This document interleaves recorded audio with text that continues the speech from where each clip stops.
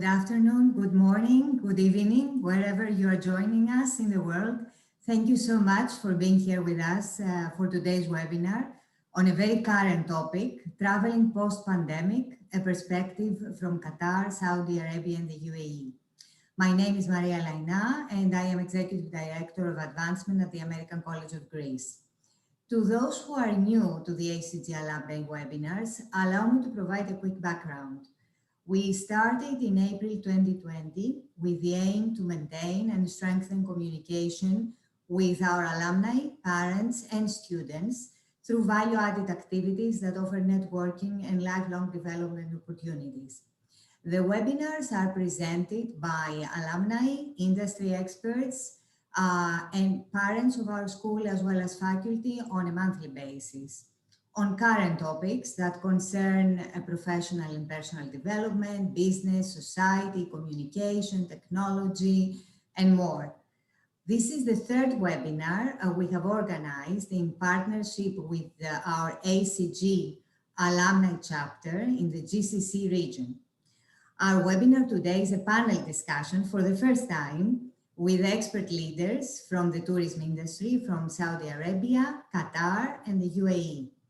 We will discuss the diversity of regional approaches to the pandemic and try to decode the new normal for both inbound and outbound tourism. We will have time for Q&A at the end of the discussion, and you can also write your comments and any questions you have in the chat during the discussion, which my colleague Christina Hanju is going to be monitoring. Please also take a moment to write in the chat your name and where you are from, because today we have a truly global audience and it would be nice to see from which part of the world you come from. Our today's presenters are Lola Vogiatzi, Dimitris Floros, and Rob. Lola Vogiatzi is a Pierce and ACG alumna and the General Manager of Quintessentially Travel in Dubai, an award-winning global travel agency, part of Quintessentially Group, the world's leading lifestyle company with 5 global travel hubs in London, LA, New York, Hong Kong, and Dubai, and more than 50 offices on the ground. Dimitris Floros is the global head of leisure at Qatar Airways, the world's best airline as named by Skytrax, operating to all 6 continents in over 130 destinations with the latest generation aircrafts. Prior to that, Dimitris spent almost a decade in the UAE, working with leading travel technology companies and airlines. Last but not least, Rob is Product and Destination Development Director and Head of Travel Concierge for Seera HQ in Riyadh. Seera is the largest travel management company in the Middle East, operating multiple brands, including omni-channel leisure across the GCC, but focus on KSA, Kingdom of Saudi Arabia and Kuwait, corporate travel, DMC, company, religious travel, for KSA, transport and hospitality again for KSA. Prior to working for Seera, Rob worked for the Emirates Group in Dubai, and before at 10 Global Concierge in travel and hotel supplier relations. Outside of this, Rob is also a published travel writer, reviewer, and had a number of radio spots focusing on travel. So we are very happy to have you all with us today. Welcome once again. Dimitris joins us from Doha, Lola from Athens, even though Lola, you are very often in Dubai as well, and Rob from the UK, Oxfordshire, you said, right? Okay. Thank you all. So let me start by asking you a question which I think many of us are thinking about at the moment. So COVID-19 continues to affect travel by forcing governments to impose country-specific bans and restrictions. However, as vaccination programs roll out, many of us hope to travel again at some point in the near future, and many immediately. Others have already traveled as well. So with that in mind, what are the factors that you think will shape our travel decisions in the post-pandemic era? And it's a question for all of you. So Lola, would you like to go first? It's true, like COVID is still here. We cannot say what the future will be, but for sure, right now, people need some kind of reassurance to start traveling again. This requires, in very short, governments and travel entities to all work together. Because right now there's still some ambiguity. Things are getting better with the vaccination as well and everything, but still there is a lot of ambiguity in the market. People are asking, where can I travel? And this might change in a week. So yeah, for sure, it needs government and travel, the travel industry. It could be airlines, travel agents, or anybody else working very closely together to try to figure out how every month is different as well, right? So yeah, that's my view on this. Dimitri? Thank you, Lola. Yeah, I mean, absolutely, Maria, you're spot on with the whole question. And I echo Lola's remarks here in terms of government coordination. I think what you will see now, we're entering the peak summer travel season in the North Hemisphere, right? And we know that many people would like to enjoy the freedom to travel. And you know, the question is, as you said, like, how do we do this as progressively borders are reopening? Yeah, we learned a lot in the past year and a half. And one of the things is we can really manage the risks of COVID-19 without those blanket travel bans. You know, we believe that travel will steadily return, and hopefully we'll talk about this later on as various segments and many travelers want to return to the skies.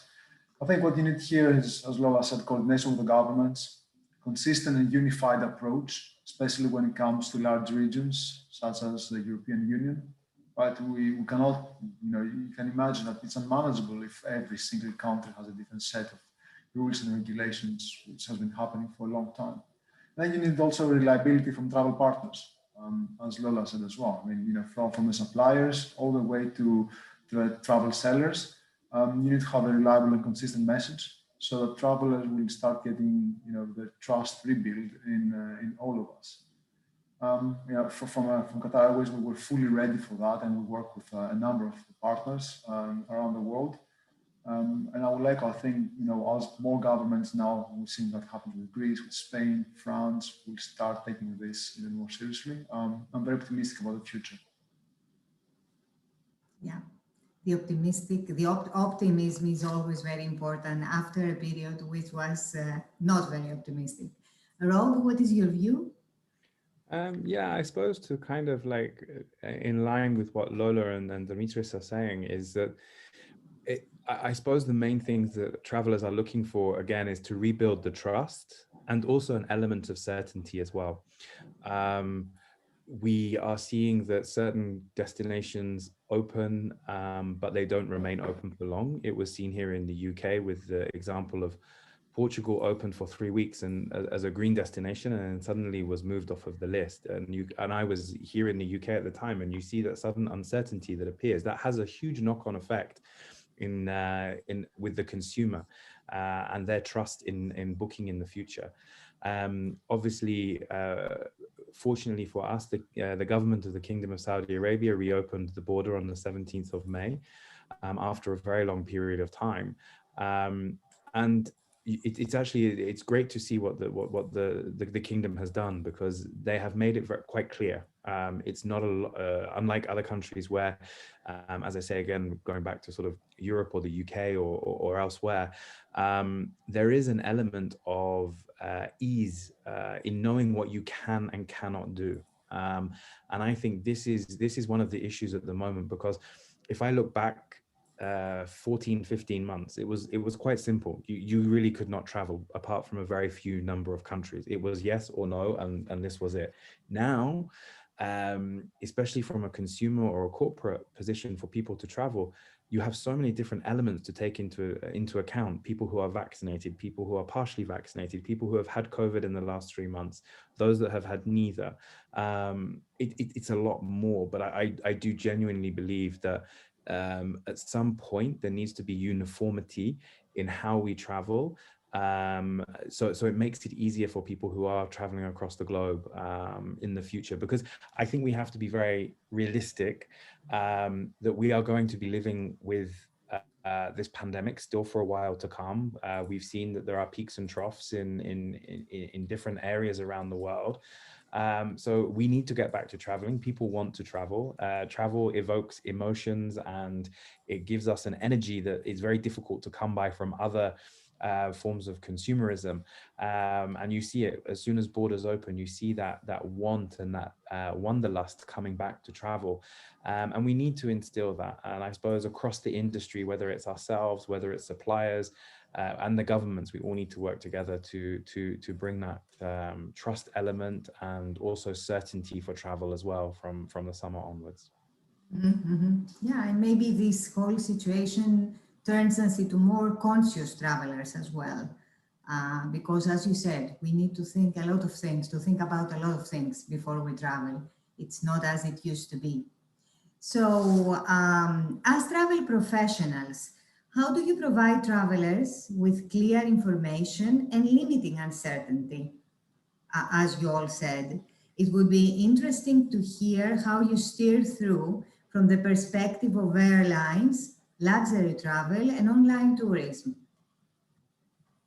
Again, it's a question for all of you, so whoever wants to start. I'll start, since we are doing this roundtable, as I understood. We're going to leave Rob in the last. Maybe we should change it so that he's not always last and he's not. So yes, I will start this just from our perspective. Quintessentially Travel it's a luxury travel agency, right? So everything is personalized, everything is one-on-one. So we're talking about a very different perspective of this question from an airline perspective or an online travel operator. So for us, it's 100%, like all of our travel advisors, they try to be educated as much as they can on the latest updates, and you know, just advise their clients one-on-one on what is the latest update, to make sure that they will have the best experience where they go, if they can travel or cannot. And you know, our clients have been deprived from traveling or traveling carefree as well for so long, so they want to make sure that everything is absolutely perfect. So from our point of and where we're standing, we see more people using a travel agency, a travel agent these days, and maybe people they didn't use one, or they would book from maybe online or direct. So they rely on our expertise, let's say, and our knowledge as much as we can, because sometimes it's really like we have to predict the future. Sometimes it's really difficult for us to really say with certainty where people can go and what experience they're going to have while they're there. That's another point of that it's really concerning for the traveler. So yes, for us, it's just taking clients by the hand, making sure we are in touch with our on-the-ground contacts, our offices or our suppliers, to make sure that they know 100% what to expect and to make the most of it while they're there. So yeah. So Lola, due to the situation, it appears that the travelers are now more dependent on the travel agents, the travel consultants, than they used to be. Yeah, if I can say, if one thing good for our industry came up, and when I say our industry, I mean luxury travel agencies, is that we see more and more people relying on the travel experts, understanding more, which also on the perspective of the Middle East, it was not always the case. Like maybe in Europe, using a travel agency or having a travel agent, it was more common compared to the Middle East. And Rob might have also something to add on this, as he knows the region really well. So yeah, this worked to our favor for sure, from what I see. Rob, since Lola mentioned you as well, let's change the table. No. Yeah, so basically, so within Seera, we have Al Masafa, which is our omni-channel consumer brand. And obviously with that omni-channel, we have call centers, we have retail stores across Saudi Arabia and also in Kuwait, and then we have the online element. So it was very interesting for us because we have to, taking into account those three areas and getting the information to our customers was very, very important from a consumer perspective to obviously instill that confidence. So we now have a dedicated team who are going through all information on a daily basis. We have put into we've launched a dedicated safety guidelines platform, which we had to do very quickly. It was very important for us to do this because obviously online is a great source of information, and online was something, and I suppose as Lola was alluding to before, online was becoming very, very big as a form of travel and booking for consumers across the region of the GCC. So we had to make sure that was there. So that's now actually in the funnel that we have for the customer journey when they're online. We have the academy, we have the Al Masafa Academy in Riyadh, which is one of the main accredited travel academies in Saudi Arabia, where we train and have retrained a lot of our teams to be able to either answer on calls or face-to-face with customers. But it's an ever-changing beast of information. So that's why we have a dedicated content team that are updating that on a daily basis. Obviously, we only take information from accredited sources, such as IATA, because we need to make sure that whatever we are doing is either official from a government perspective or obviously official from an IATA perspective. But it's definitely, we have seen an increase in calls to our call center. We still get a lot of searches. It's interesting how the consumer habit has changed. They're still going online to look. They'll still go through our websites, look at pricing, see destinations, obviously. But 9 times out of 10, they'll either contact us either through the phone or WhatsApp to ask those specific questions. And also we make sure that that information is there for them when they travel as well. From a luxury element, we have seen that because obviously from a travel concierge perspective, our clients are wanting to travel to slightly different destinations, which is great because they're destinations they wouldn't have traveled to maybe previously. But obviously we need to be armed with that information as soon as we have it, for them to be able to travel to these new places that they haven't necessarily been to before. And that's why those advisors are highly trained from that element as well. But the information is king here in closing a booking for consumer travel. Mm-hmm. Which again reinforces the fact that they rely more on you, on the travel experts as well. Yes. Okay, Dimitri? Yeah, I mean, it's really interesting. I've been listening to both Lola and Rob, and I suppose you guys are coming from 5-star travel partners, right, or providers, right? And I'm not just saying because I'm part of the same panel, right? Both Seera Group and Quintessentially, you're top of what you do. What we've seen during the pandemic is a big switch to direct. At some point, travelers lost a lot of faith in certain travel, in third parties, whether because they couldn't get refunds, whether because they couldn't get the right amount of information. We saw a big push on our call centers, obviously, and on our website. Probably compared to Rob and Lola, we are in a better position because we don't have to monitor the news we've actually changed in hotels and ground transportation and everything else, right? We just need to be sharing the right information about flights. Nonetheless, it was a big push, and I think it also gave us the opportunity to stand by our most trusted and better equipped travel partners during that period, right? By providing them the right tools to do this job. So if you look at what we've done is, we have deployed a lot of resources trying to capture all of that information about, what is open, what is closed, how can you travel. And we put together a portal, customer-facing portal for the travelers, where they basically can go through every single piece of information, right? From what are the airline's requirements, because we have some self-imposed rules as well on top of what everybody else is doing. What are the countries' entry and exit requirements? Which forms you have to complete?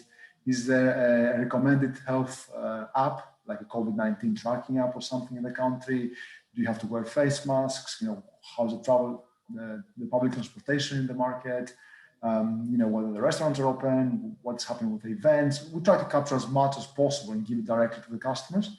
And we do the same for travel partners. So through our B2B channels, we do provide all of our travel partners with information about the above mentioned. And most of them they consume it in the best possible way.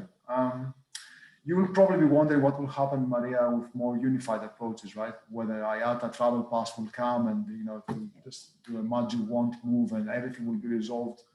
I can't tell right now. I mean, we tested IATA travel pass. We were the first airline in the Middle East to test it, right? And I've been following the news, obviously, and I've been getting updates from IATA. They're very enthusiastic about this. They believe that they will be, rolling this out in the next couple of weeks in the Middle East. The briefing, I think a couple of days ago, actually, it was. Nonetheless, it's quite complex, given that we're talking about government to government oftentimes, and there's a lot of complexity as well there. So I suppose probably IATA travel pass will come soon, but in the meantime, both from an airline perspective, but also as Rob and Lola mentioned, from a travel partner's perspective, there will be an invaluable role of one-to-one communication with the customer. Which is great if you do it really well. It also puts a lot of operational burden and cost on top of a business, right? To do it properly. So we're committed to that, but I do look forward to the days where things will become a little bit more simplified and stress-free for the travelers. Mm-hmm. Thank you. And you gave me a good segue to the next question, which is about the current situation in Saudi, UAE, and Qatar with the vaccination rollout and the cases recorded. So you mentioned some things about the situation, but let me start with you again, Dimitris, just to continue this discussion. Are there any restriction in place? Any travel allowed to nationals and residents? Yeah, I mean, we're still not open for tourism here in Qatar. So I think the government has done an amazing job to handle this pandemic. And in a very similar way as probably other countries the size of Qatar. I'm just looking at Singapore, for example. We have maintained the borders closed here. The government has maintained the borders closed for tourism and for inbound traffic. There is life in Doha and Qatar is progressively going back to normal. If you look at the cases, it's extremely low here. 7-day average, Maria, is below 200 cases per day. And there are less than 600 deaths since the beginning of the pandemic. So, the system has been really well equipped and prepared to probably deal with this. It's a small country as well. The vaccination rollout is phenomenal. I mean, we talk about almost 3 million doses have been administered. And I think almost 70% of the population has received at least one dose. Just yesterday in the news, I was reading that probably in the next 3 weeks, we'll reach that point where scientists call it as herd immunity, right? So that actually gives a lot of confidence in the local population and the government. And there is a progressive reopening plan, which started in late May and will continue up until the beginning of July. Different things are happening. We have the restaurants reopening at certain capacity, the gyms, the barber shops, the malls. Life is going back to normal. And what I find fascinating here is that there's a lot of emphasis on vaccination.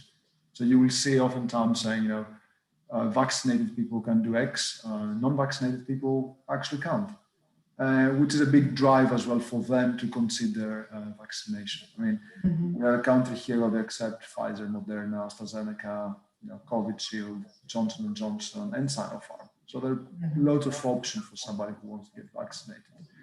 I really hope that in the next few days or probably weeks, I'll have some more news about the reopening of Doha.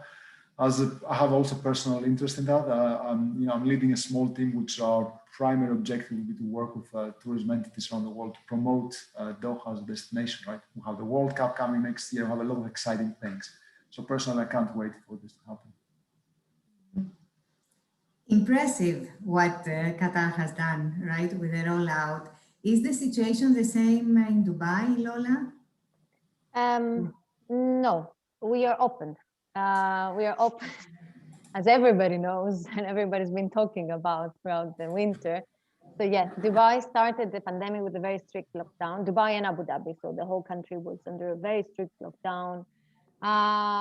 From October 2020, things have been reopening slowly, obviously with masks and social distancing in place. Reaching now to today, when I just, the latest announcement is that in Dubai, the big events and like concerts and stuff will start again, but only for vaccinated individuals.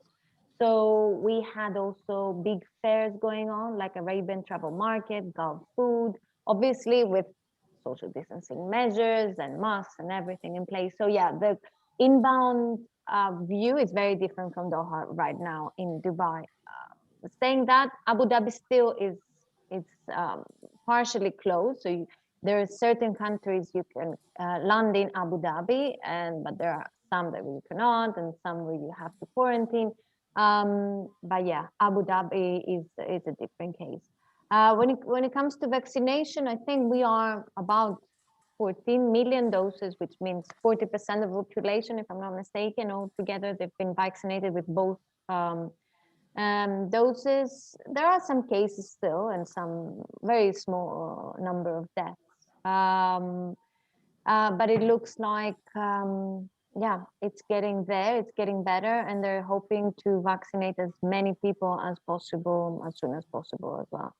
And also we have Expo coming in October. So the goal is by October to vaccinate everybody, to make sure, of course, even before that, but 1st of October, when Expo is starting for 6 months, there are some really nice plans that the government has, and yeah, we're hoping that, of course, the goal will not be the same, but yes, we'll see.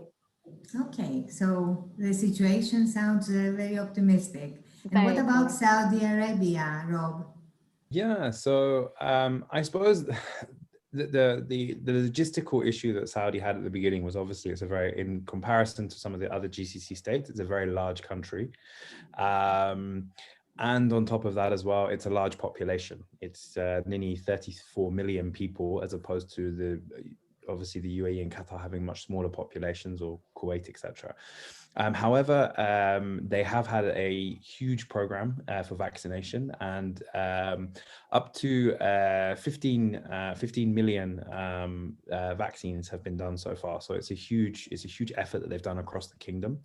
And also there is a continued drive. So basically, the 17th of May was the anticipated date for the opening of the borders. So vaccinated Saudi citizens could travel from that date, which is great. And many of them have been taking up that opportunity. I think many people saw that the causeway into Bahrain, the border into across to Qatar was hugely busy, and then obviously the flights between Dubai, Riyadh, and Jeddah were very busy as well on that day. So it was a great opportunity for people to start traveling.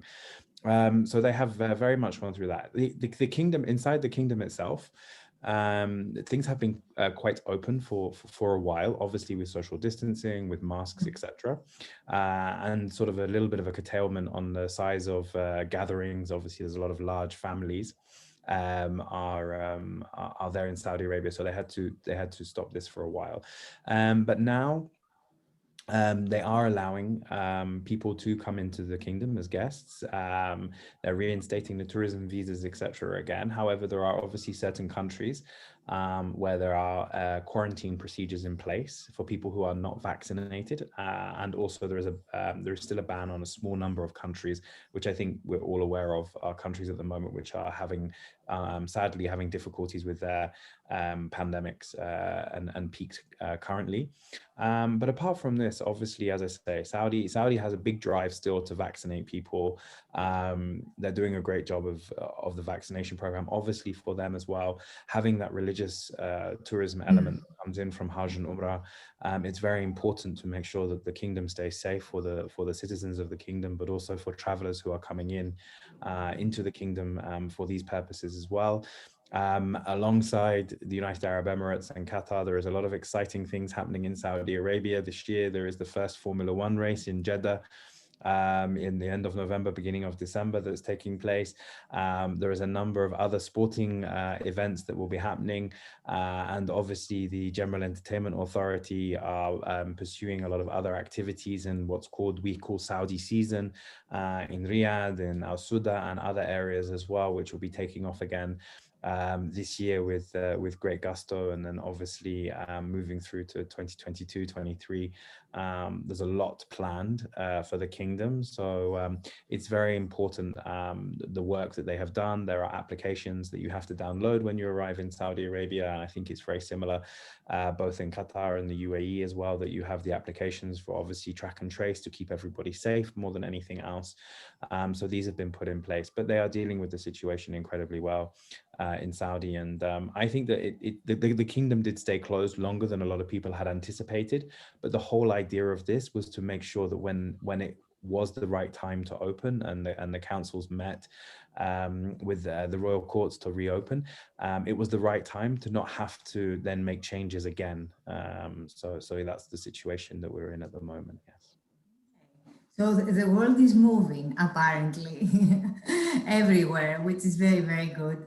So what are the Maria, you should know this because Greece is actually really open right now, right? I mean, you yes, guys exactly. are in Greece. It's, the world is not only moving, the world is moving, and hopefully very soon partying in Greek islands, and hopefully everything will be back to normal, right? Exactly, exactly. But we have to be cautious still.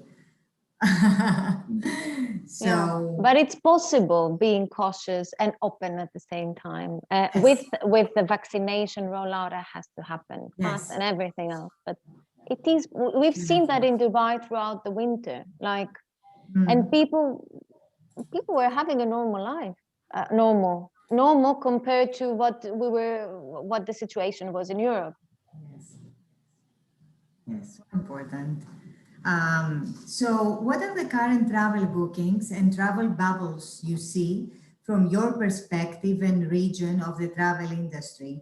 And maybe, I don't know, one of you can explain what the travel bubble is, because it's not necessarily well known to all what it means before you answer the question.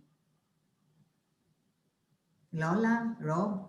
Lola. Let's give it to Rob so that he starts first for the first time. Perfect. Okay.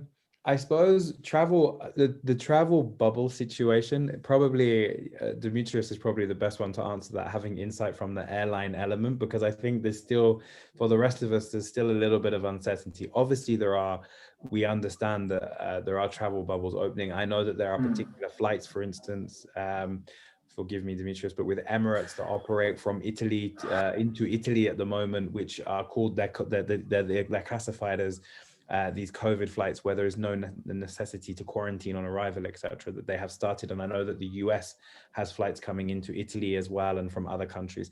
From a Saudi perspective, they are obviously Saudia and other airlines that operate into Saudi Arabia are looking at these travel bubbles. But what we're seeing from a trend perspective at the moment is that most of our customers are looking to travel pretty much what we would classify as like interregionally. So if they're going by land, obviously that there are land borders with Qatar, so it's easy to drive into Qatar. It's easy to get into Bahrain, across to Jordan, and then down obviously into the United Arab Emirates. All countries which are have opened for Saudi citizens, I should say, to travel into. I know that there are different regulations, especially for Qatar for non-Saudis, but Saudis are allowed in and out of Qatar.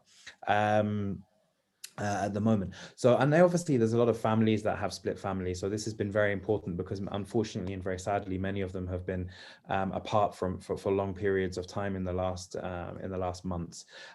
So we're seeing this trend. We're obviously seeing now people are starting to travel, obviously, to the Indian Ocean, to Seychelles, Maldives as well. So we're seeing that people are traveling literally within like a kind of 4 or 5 hour radius. They want to go direct and they want to travel as easily as possible. And countries where they feel confident that they can travel to, obviously, Maldives, Seychelles is more resort based, so they feel comfortable in these confined resorts, etc. Or if they're on an island, they can do whatever they wish, but they can do it in the comfort. This is what we're seeing at the moment. We are starting to see a lot of our customers either book flights or start to inquire for destinations further afield into Europe and the US. The US has taken us a little bit by surprise, but it's a great surprise to have, is that that's a long haul destination. I think we all have to agree that sadly at the moment, Southeast Asia is still pretty much closed off, because that is a decision that many of their governments have taken to control the virus at the moment. But we're starting to see, so I think it's a confidence thing. As I say, the bubbles haven't necessarily, like Saudia as an airline has had a very different focus to either Qatar Airways or to Emirates previously. So I suppose it's a bit different. They take more point to point than they do transfer traffic, etc. But they are talking to open up these bubbles. And obviously the great thing is that a lot of our customers are really enjoying being able to use Qatar Airways now again, and obviously they have the opportunity to use Emirates, so they actually get to flow in the bubbles that have been created either by Emirates or Qatar at the same time. So it's a great position for Saudi citizens to be in, to be part of those bubbles. But these are the core trends that we're seeing. So it's 4 hours at the moment, either into GCC, Indian Ocean. But as we say, we're starting to see inquiries for sort of Greece and Spain, because they're talking very openly about opening up to Saudi Arabia. And then we're hoping for more from the end of the summer onwards for other countries, which at the moment still haven't really made a decision. Thank you, Rob. Lola? Yeah, pretty similar. Maldives and Seychelles has been our major outbound destinations since July last year. For the Maldives, Seychelles was more recently, but for Seychelles in particular, it started when at some point the government announced that we are open to the world because we have achieved herd immunity, because we have vaccinated, I think, 70-75% of the population. So over a week or overnight almost, we saw the bookings rise a lot for the Seychelles. Like, it was unbelievable. And now there's nothing available in the Seychelles, which goes back to the first question about how we can increase the confidence of people to travel. So when a government says something, so I'm going back though to what we were saying. Other than that, of course, domestic for us has been very big and continues to be, even though it's summer in Dubai and the UAE, and it's not an ideal time to, but you know, people still we have wonderful hotels in the desert or even in the city that are on the beach. Of course, now, for us, USA is also starting to increase a lot, like especially California, Florida, which was always a nice destination from our region for the summer, but now we see more and more, even people flirting with Mexico, which was strange to me a lot. But yeah, also Greece, Portugal, Spain, people have started to inquire, because it's really clear, the message is clear from these countries that we are accepting you as travelers. And in terms of destinations, but in terms of type of travelers, for now at least, we see more couples or adults, let's say. We don't see that many family trips as of yet, maybe because the schools are still open. So I think they closed early July. But yeah, for now we see either younger adults or you know, in their 20s, in their 30s without children, or you know, couples. So yeah, that's it from my side. Thank you, Lola. Dimitri? Well, I'm really happy to hear that we're all super aligned on that. That means basically that you know, the recovery has a certain trajectory and it's very strong. So you know what Rob and Lola mentioned is also applicable to us. Let me also just, Maria, as you said, maybe to start by defining kind of the travel bubble. And I really hope this is a thing of the past. Maybe it's time to burst that bubble, actually, So they, during the pandemic, those travel bubbles, or they call them travel corridors or Corona corridors, whatever. There were different names. Basically, it's an agreement between 2 or more countries to basically, trying to combat COVID, to come in some kind of a travel arrangement between them to allow flow of passengers, between those markets. So you can have them in different shapes and forms. You can have travel bubbles between countries, entire countries. You can have a travel bubble between specific city and even a sub-region of a country, right? You might say you can land there, but you have to use those 5 resorts. And we've seen all things of crazy stuff over the pandemic, and they actually worked really well. Both Rob and Lola, they mentioned the Maldives and the Seychelles. We had fantastic performance into both places throughout the pandemic. At some point, our colleagues from Qatar Airways Holidays, they actually went down and they committed to a few resorts which we booked exclusively for our utilization, because we knew that we're going to have so much demand that we can actually fill them with our flights. But equally, I think, US, yes, I agree. A little bit of a surprise. Probably not so much for us. We could see other segments maybe traveling to that. Right now, you wouldn't be surprised that we're flying from Doha to 12 cities in the US. And I doubt if you try to book a ticket for the next 3-4 weeks into places, like San Francisco or Miami or Los Angeles, you probably not get that much availability in seats, right? There's a lot of demand there, which is not all of it leisure in terms of going on vacation. A lot of that is also people flying back to see their families. Right? They're either stuck in a place of the world, maybe they're from India, from Pakistan, from somewhere else, and they really want to go back and see their families, which is the main driver of travel for the past 15, 16 months. Yeah, Rob, I echo your comment. Southeast Asia closed, and I look forward to that reopening based on a business model of connecting east to west. We can't wait for that to happen. I think the first sign you will see there is probably going to be Thailand. Phuket has already announced that they will do kind of an isolation, right? They will say, well, if you come to Phuket, you can come here, but you cannot really move easily in other islands and other places. And I think this model will probably be, will be used in other Asian countries, hopefully very soon. Last but not least, Greece, right? We launched flights into Mykonos. We just, on top of our Athens flight, is doing extremely well, and a lot of premium demand. Hopefully both Rob and Lola are helping that support with some good customers. And we're even thinking of what is next. We relaunched Malaga into Spain. So, there is a lot of leisure demand happening right now, and it's all pointing to a few places. But I suppose as this one will be, more countries will be opening, there will also be hyper competition, right? I suppose one thing that I'm proud as a Greek is to see that our country, our home country, reopened sooner than others because they were able to extract that demand faster. And yeah, that's pretty much it for me. So you are optimistic about all those flights to Greece, right? Mykonos. I'm very optimistic, Maria. I'm very optimistic to the extent that again, going back to our holidays division, not only Mykonos, but our colleagues went down and they made an arrangement with ferry companies and other islands, so we can do an 8-day island hopping product, which is selling really well in Doha right now because we have just developed it for the local market, but we're thinking of expanding it to other markets. Premium demand into Mykonos is not news to anybody, I suppose. There's a lot of premium demand in Mykonos. If I look at probably Santorini, which has been launched by other airlines and not us this year, I think the one thing I would be missing is kind of some of that Asia, like China traffic that they cannot really travel right now. Honeymooners, young couples, as Lola said.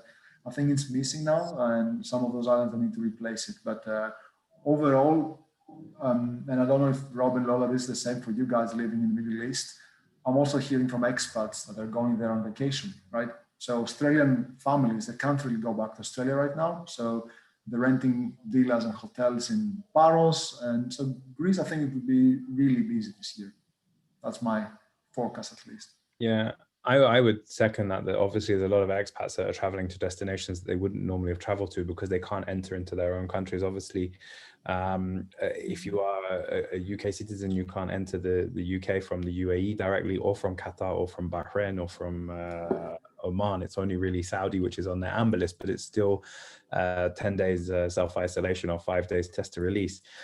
So a lot of them are using this as going to places such as Greece, if they can go especially from the UAE to other destinations which are amber, to at least do that before they come into their home countries.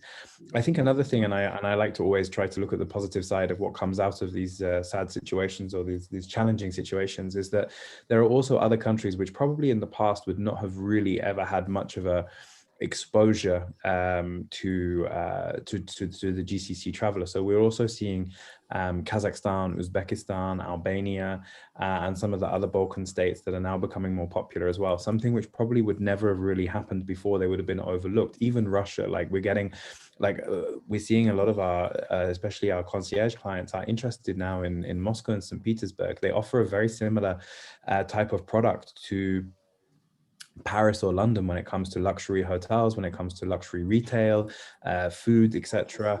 Moscow and St. Petersburg especially, they have all of this, and they're very confident to travel there. So there are actually the destinations which hopefully will be exposed and benefit from the situation that we're in at the moment, on top of obviously those traditional destinations as well, which is a great thing. Mm-hmm.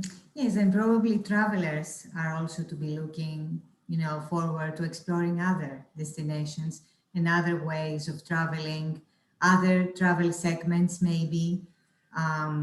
So let's see how the situation will evolve. So Rob, since we are discussing, I would like to ask you something about Saudi Arabia. So Saudi Arabia has some great projects on the way, and you mentioned some of them. Can you tell us some more about the vision and how they inbound and domestic businesses?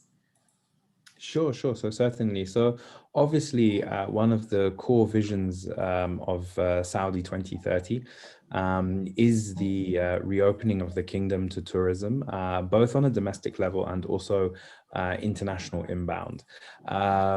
We at Seera are working very closely with STA, which is the Saudi Tourism Authority, and investing heavily for the travelers to come and obviously make Saudi Arabia a world-class tourism destination in the future, which is obviously core and key to the vision of the king and the crown prince. So it was changed slightly, because if we go back to 2019, when obviously they started opening up the country and tourist visas were instigated again for 49 countries. Sadly, it was from September. It didn't last very long until February, March 2020, when obviously the pandemic started to take its grip. This was a very quick, swift change, and this is obviously one of the great things we see across the whole of the GC and especially GCC, especially in Saudi Arabia, is the fact that there's an adaptability and this ability to be able to change it very, very quickly. We changed our focus within Seera onto domestic travel. We continue to set up Discover Saudi, which is our DMC in Saudi Arabia, which originally was to looking at inbound travel. But obviously we then started focusing on domestic travel. I think really, as I say, remaining positive, that one of the great things was the pandemic gave an opportunity for citizens of Saudi Arabia to actually explore Saudi Arabia, something which many of them had never really looked at doing before. So whether it was traveling to Abha in the summer months because it's much cooler in the mountains, experiencing the Red Sea waters, or traveling inland for cultural experiences in Al-Ula or Al-Hassa. This was suddenly an opportunity, and a fantastic opportunity, because obviously they were able to travel from just a domestic perspective, so there was a lot less people there. So this was great. And obviously now we are finding that balance between reintroducing Saudi Arabia as an inbound destination from an international perspective. And we're working, as I say, with the Saudi Tourism Authority, STA, to bring people into the kingdom. But at the same time, obviously, there are some fantastic projects. I think one of the beauties of Saudi Arabia was it's blessed with a lot of cultural and historical sites and areas, and also natural beauty, a very vast ranging natural beauty, being such a large country. It has everything from deserts to the pristine marine reserves of the Red Sea. There is snow in the winter in the mountains, obviously to the oasis of Al Hassa in the desert with its lakes, etc. Obviously there are the large projects, the giga projects, and the aspirational projects which are happening at the moment. There is obviously NEOM, which many people know about, which obviously will be a city of over 1 million global citizens in the future. Amala, which is obviously the Red Sea coastal area, and obviously almost like a bit like a Côte d'Azur of Saudi Arabia, very much focused on wellness and well-being, which is obviously very big post the pandemic as well.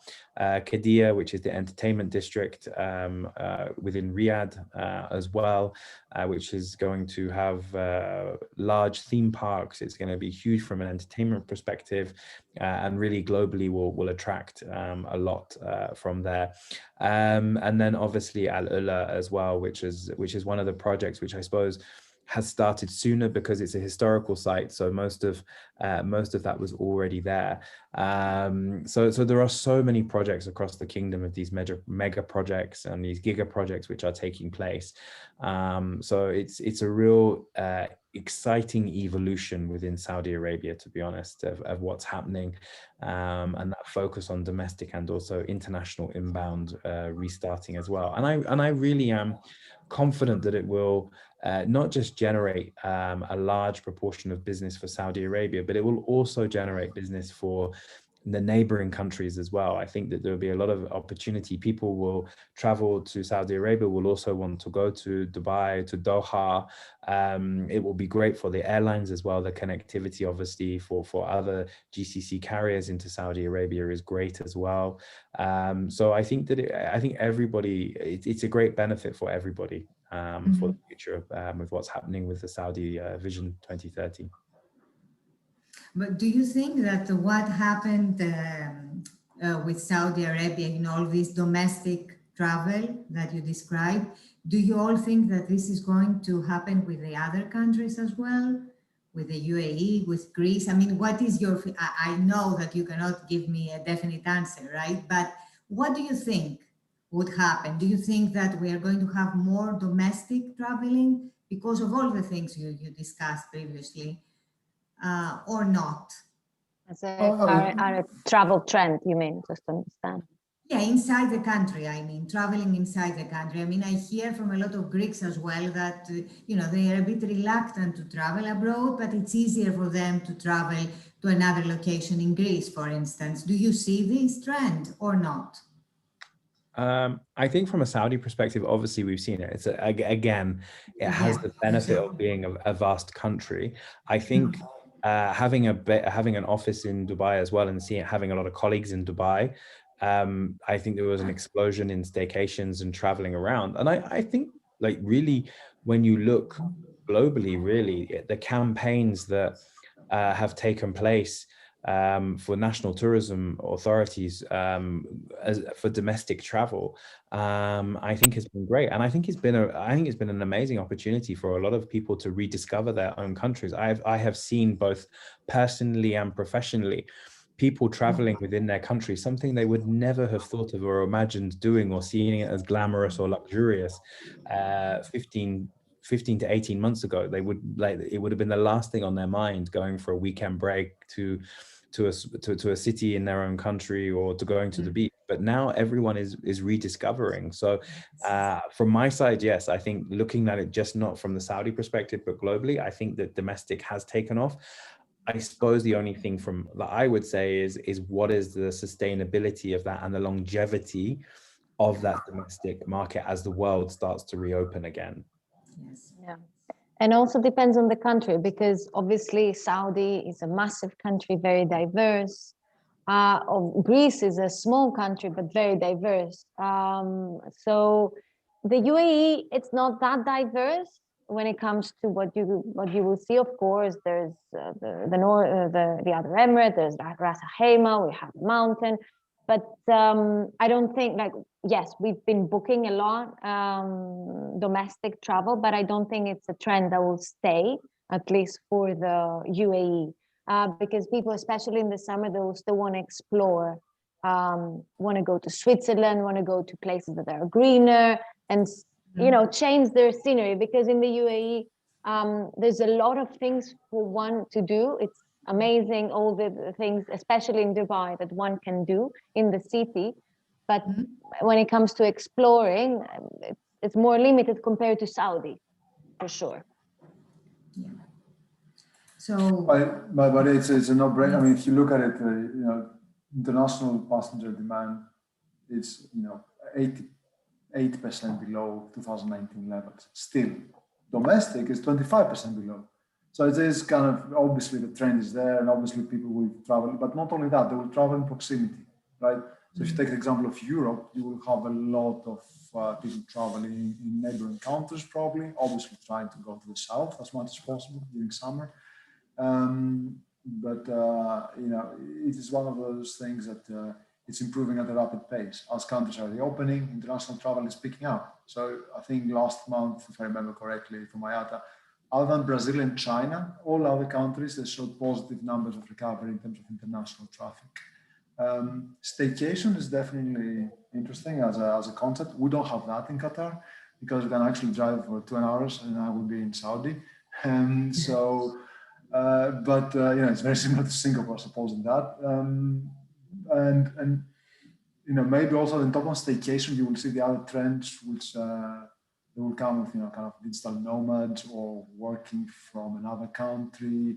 So I think there are various trends that are picking up. I think staycation is here kind of to stay, and I agree with Lola and Robert that they're really exploring some parts. And Rob, I really look forward to what you mentioned in the future about the 1+1, right? Somebody going to Saudi, stopping down in Doha to see that, or the other way around. I think there's a lot of potential for what you described to rediscover or actually discover Arabia as in total. So that will be very exciting for the future. So I'm conscious of the time because it's almost 6 o'clock.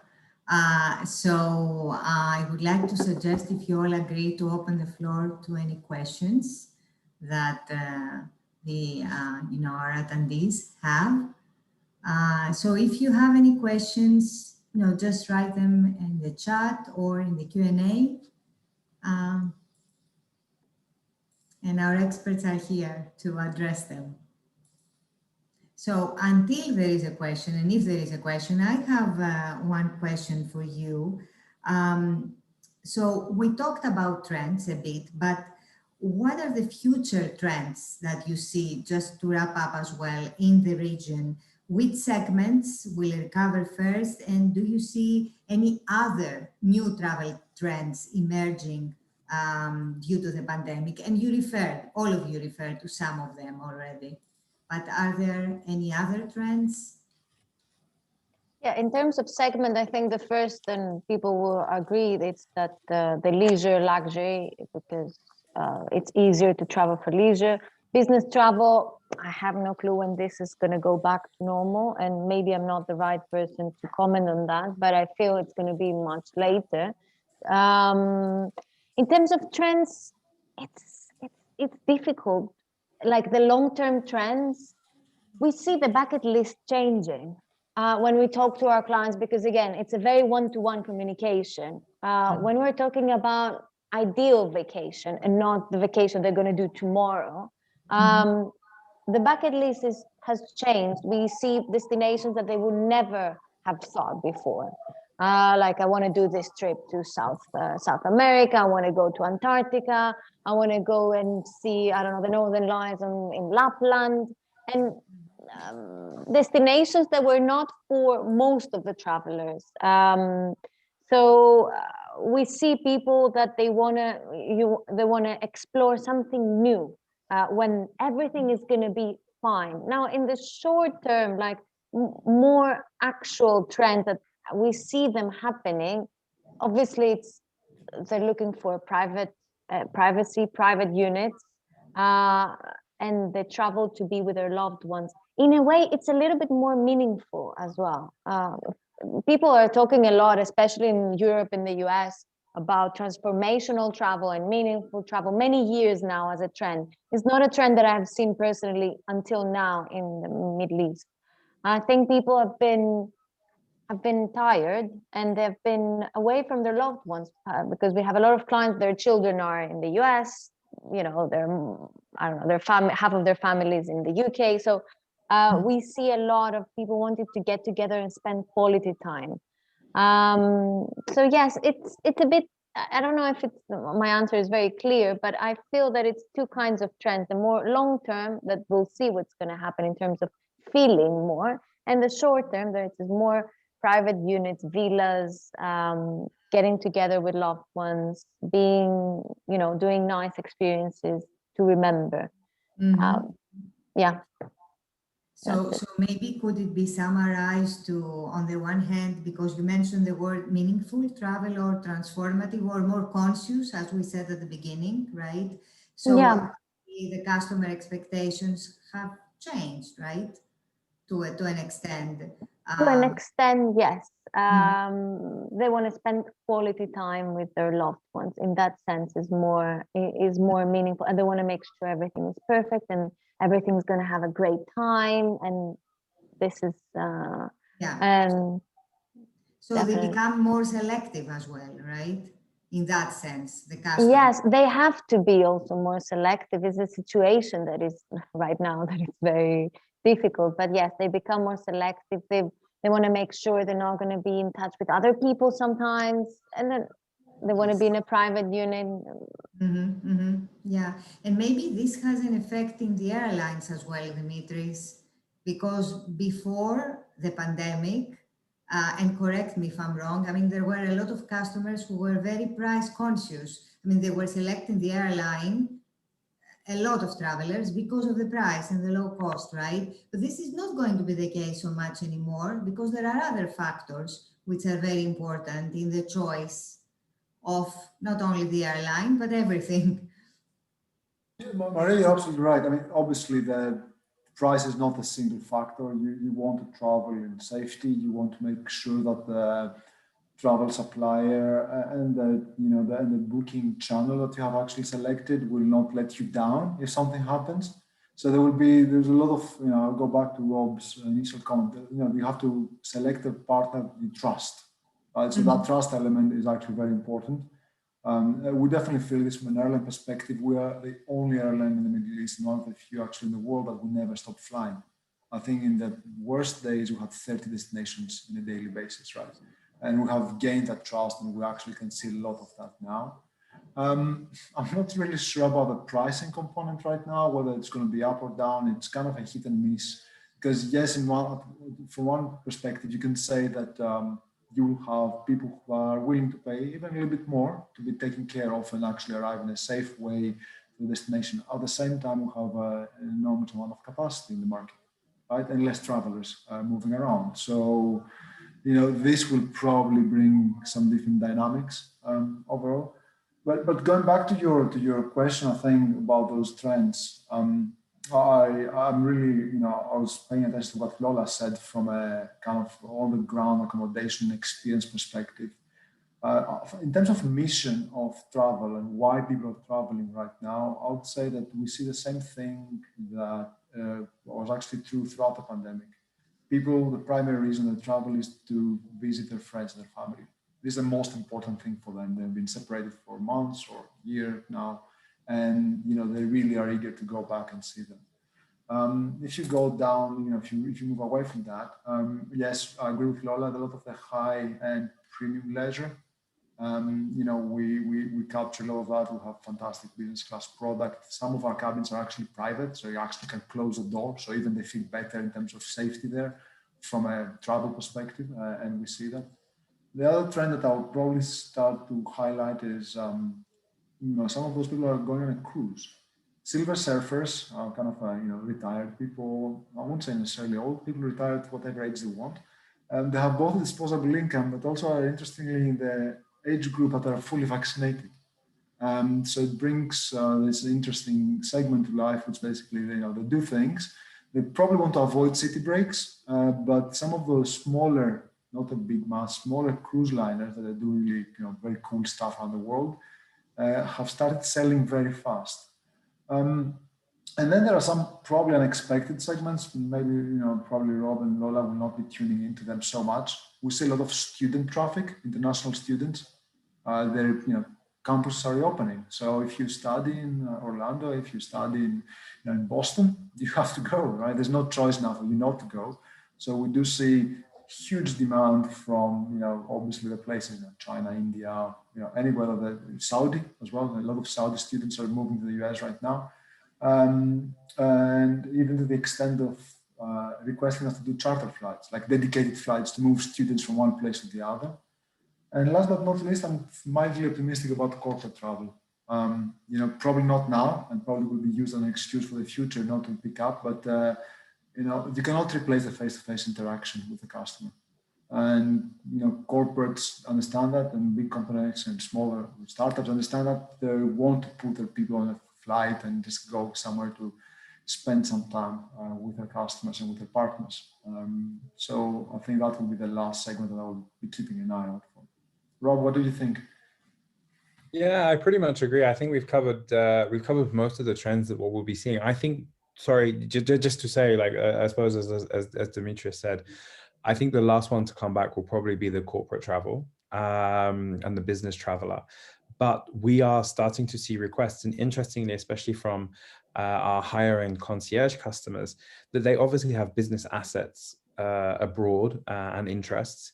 And we're starting to see that potentially they will, and I personally don't like using this word of pleasure, but we are starting to see that they are saying, hopefully by September, I want to be able to go and have my meetings face to face with asset managers, with other corporate people within their organizations, etc. But they will combine it. They will take their family with them. They might take their parents, like on a more multi-generational trip with them at the same time, to combine it.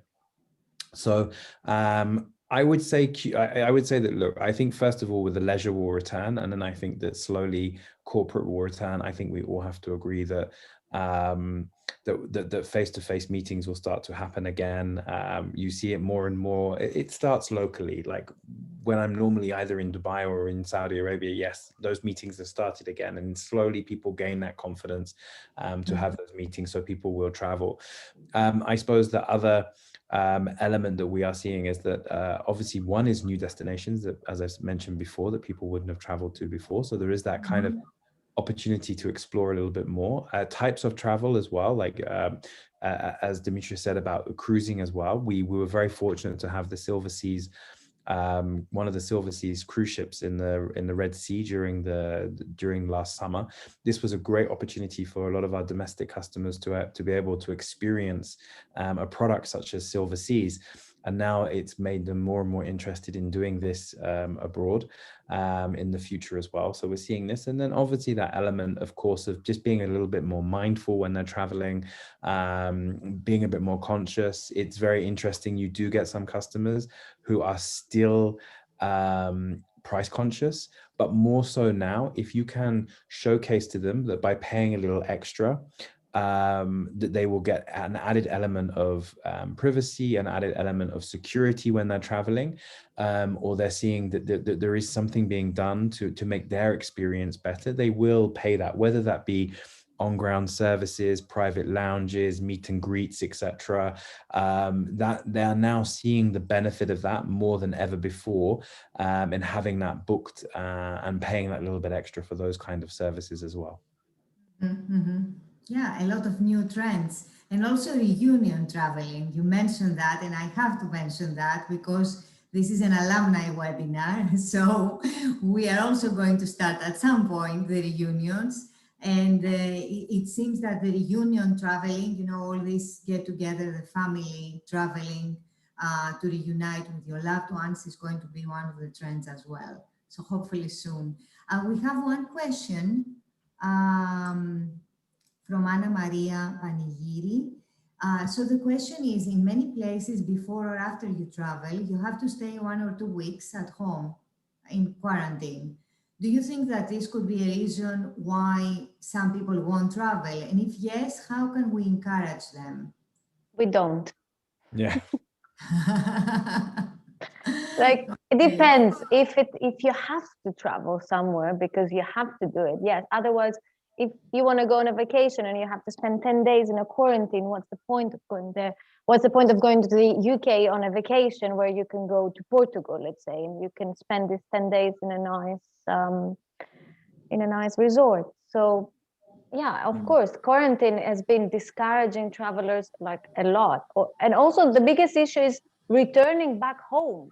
So you might wanted to travel abroad, but they would tell you, okay, if you leave from the UK or from Greece and you go to that place, then coming back, you have to quarantine. So that was the way of the government, I think, to not let people travel.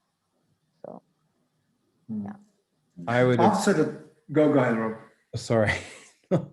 I would agree with what Lola is saying, really. I think if there is an element of need to travel, then absolutely. I think if it's fit for leisure, it doesn't necessarily make sense. Obviously, though, there are some people that have the ability to be able to work from home, so therefore they can travel. And then if they are having to do a period of home quarantine, self-isolation on return, this is obviously not necessarily quite so tough to do if they have the ability to be able to do that. I think that, and I think part of Anna Maria's question in regards to how could this be changed, I think that, like, obviously, if I see certain countries are trying to do test and release programs, so they reduce it. If you test and release, if you're vaccinated, it gets reduced as well. So I think some countries are starting to trial this, because I think everybody sees that this is the biggest barrier for a destination, is having this quarantine in place. I do believe, though, and I have to say I experienced it myself once, a 48-hour quarantine.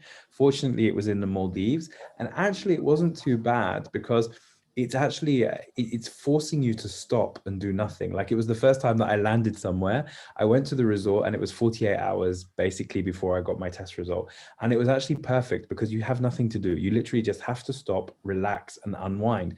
So I took that from it, and I was actually like, this is not too bad. But more than 48 hours, no, it's an impossibility to do. It depends on the traveler as well. Yeah, very true, very true. And where you're traveling to, yes, yeah. And where you're staying, Rob, I'm pretty sure that you were staying in a really nice place. I've done quarantine twice in Doha in fantastic hotels, but the absence of a window or a balcony can make a big difference on day 6, right, or 7.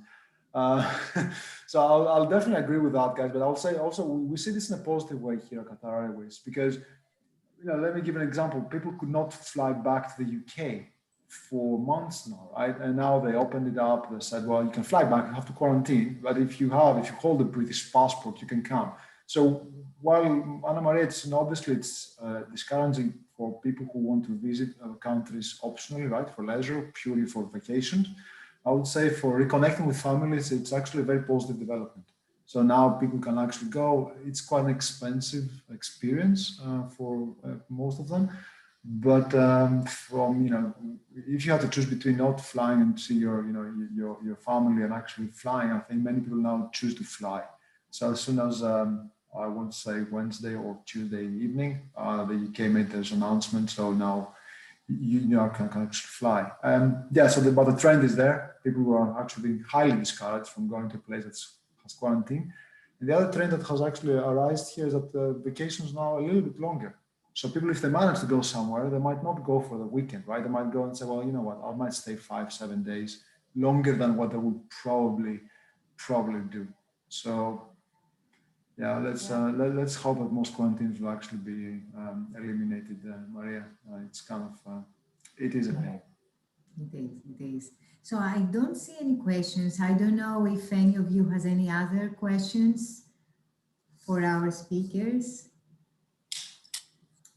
Okay, so maybe Dimitri, you would like to say a few words about the chapter before we. Yes, absolutely, Maria. Thank you. Let me take this opportunity to thank Rob here, who is actually not an ACG alumni. So, Rob, thank you very much for finding the time. Thank you, Rob. And Thank you, Rob. Lola, thank you very much as well for yours, for giving back to your school. And Rob, you're now in the extended ACG family. So I just feel sorry that I don't speak any, well, apart from saying Efaliston, that's the only Greek I can Greek. don't worry. We can fix that. But Lola knows, yes. The good thing is that this is the American College of Greece, so don't worry, everyone speaks English fairly well, or really well actually. And just to say a couple of words at the end, Maria, is guys, if anyone of you is actually part of the wider ACG family or peers, and you live in the region, you're down in Middle East, or even if you're considering moving to the Middle East, please reach out to myself, reach out to Lola. Let's connect. The purpose here, the reason why we're doing this, and this is what also Maria mentioned in the beginning, is we want to stay connected. I want to strengthen those communication with our alumni, whether they're ex-students or even parents. So we have made a really good attempt to start this in 2020, 2021. 3 webinars now into the pandemic, and hopefully more face-to-face events to come. And on that, let me also thank you, Maria and Christina, for supporting this. I truly enjoyed it. Rob and Lola, fantastic. Thank you very much. Thank you very much, Dimitri, Lola, Rob, for your great insight and for being here with us today. Actually, this is our last webinar for the academic year. Our next webinar is scheduled for September, and hopefully let's see how the situation is going to evolve, because most probably things are going to be in a hybrid mode. So we also need to see, how things will evolve. We do want to continue all this digital engagement, but obviously, as you all said, the physical events as well slowly will start, getting into the picture, hopefully soon. So thank you again very much. We will send you the video recording, and we will also send you more information about ways to stay connected with your school, with us, with the people in the region like Dimitris and Lola. So as soon as the webinar ends, a survey link is going to pop up.